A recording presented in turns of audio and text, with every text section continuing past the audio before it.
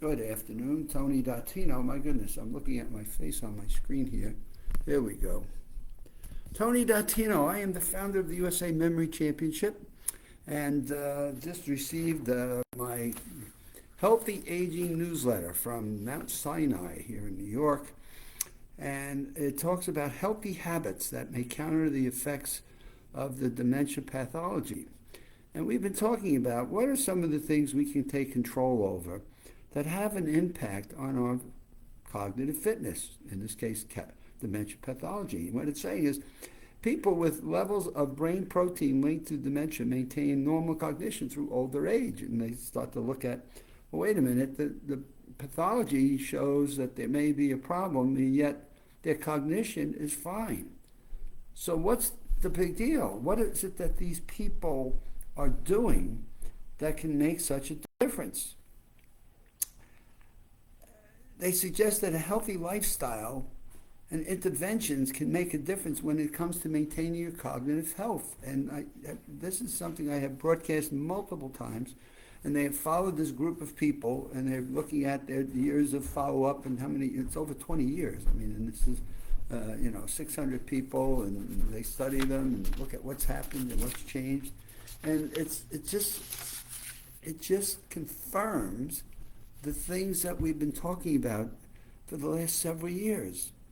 And if you go back and look at some of my Live with Tony broadcasts, you'll see that we've been talking about this for several years. And there are things you can take control over. There is one here that I did find interesting that I'll bring out right now, and that was your exercising. And we know that exercise is important to us. We know it's important for our mental health because of its impact on heart health. And this article spells out that connection. It's important for your heart health and cleaning your arteries, lifestyle in terms of nutrition. The combination helps the right blood flow that goes to your brain, and that's where it gets the oxygen content, which we now know is crucial for mental health. But here was the interesting thing about the article that I found, like, wow, I hadn't stopped to think about this because I do run outside. I'm in Florida. I run on a treadmill here in New York. But the fact of the matter is, so where you run, find a nice park, find a nice track field. Go to the local high school or middle schools. They have these beautiful soccer fields and football fields and baseball fields. Run in the trees, run in the grass, get some nature mixed into it all. But realize that running in high pollution areas where high truck and car and bus emissions are polluting the air, and it's impacting your breathing, which we now know impacts your mental health as well. So let's talk about what they are at least discovering here in this article. So the connection to the heart, getting blood to the brain, getting oxygen, I don't think people think about this as your body's a systemic process, and in that systemic process, these are the things that are having a big difference. Well, one of the things it talks about certainly is your diet. And here it suggests that you eat more berries, leafy greens, whole grains, beans, poultry, salmon, mackerel, tuna, trout. I don't think I've ever eaten trout. I got to think about that one. Olive oil. It recommends avoiding foods such as butter, cheese, red meats, fried foods, and pastries and sweets. The sweets thing, that one kind of hit me a little bit because I do like my ice cream most nights of the week. I do like a cookie, at least if I'm not having ice cream. So this one's going to hit me in the head, like pop right in the nose. And I'm not saying everybody's got to be perfect on everything, but these are things you got to step back and think about the next time I'm eating an ice cream sundae or eating a piece of cheese or something. I got to be careful. Another thing they talk about is engaging in cognitively stimulating activities. Going and reading, visiting museums, playing games like cards, checkers, doing mental challenges. I tell people that the memory exercises we have on the USA Memory Championship website, we have two courses there. One is the Maximum Memory Mastery, which is great for studying memory techniques that help build your memories. And the second one is then the 6 key factors of brain health, which this happens to be one of them. So what are we doing to stimulate our activities? And so they talk about, going to a museum and learning new things, reading books, studying something new, crossword puzzles. But I have found the best thing is teaching people different memory skills and techniques that really help them build mental muscle. And that's significant to us. And what are we doing in that regard? So we're teaching people how to remember names and faces, how to remember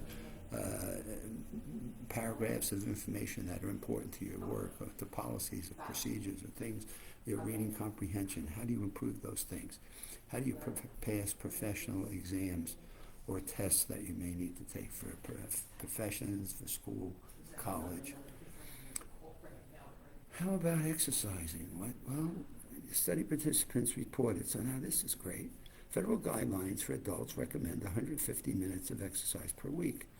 If you're not used to exercising, talk to your doctor, but here's the point about exercising. They're finding 10 or 15-minute walks a day, doing something that's movement. There's been so many researches that I've read that talk about movement, getting your body going, keeping it active, not just sitting down and watching 3 or 4 hours of television. All make a significant difference to your mental health, again, because that what we discussed earlier. It has an impact of cardio versus your oxygen levels that are going into your brain. Now, how about alcohol? Man, this is an interesting one, right? Numerous studies have suggested alcohol may benefit your cardio, but it's how much do you take? And they say no more than 1 drink a day. It interacts with your drugs, and so it raises other issues and challenges. So you've got this ping pong match going on between how much alcohol can you have, and does it have an impact? Well, 1 drink a day, they're suggesting over and over again, and red wine is one of the suggestions. But more than that, they start to say, well, you start losing some of the benefits of it. And then smoking. Smoking raises the risk for cancer and is harmful to your cardiovascular. So think about smoking. My goodness, what does it do to you? And what's the impact that having cigarettes and smoking things can do that? I want to close it out here by the study takes a take-home message that adults have a brain pathology. It doesn't mean that they will develop the disease. So the pathology may have it, but if you're overcoming it with these variations and things, it makes a huge difference. And one of the things I've separated in this is social interaction. I've talked about that so many times, I'm not going to spend a lot of time on it here. But certainly having social interaction. So let's go through. The influences on the study included blood pressure, cholesterol, diabetes, weight, diet, alcohol, sleep, smoking, pollution, socialization, physical activity, and educational attainments. All things that even at whatever age you're in, as I read different newsletters on a regular basis, you're constantly learning. You're stretching your brain to say learning to learn is not done when you're done with high school or college, but that you can continue to learn throughout any level of life you have. And taking the maximum memory mastery starts to get really specific about skills that you can use that help your social interaction, that help your ability to read and retain information, that provide fun lessons that really make a difference in terms of your long-term health.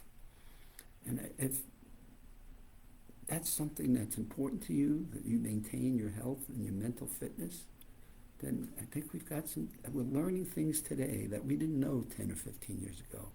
And now it says you can take more control and you can have a bigger impact than we ever thought possible.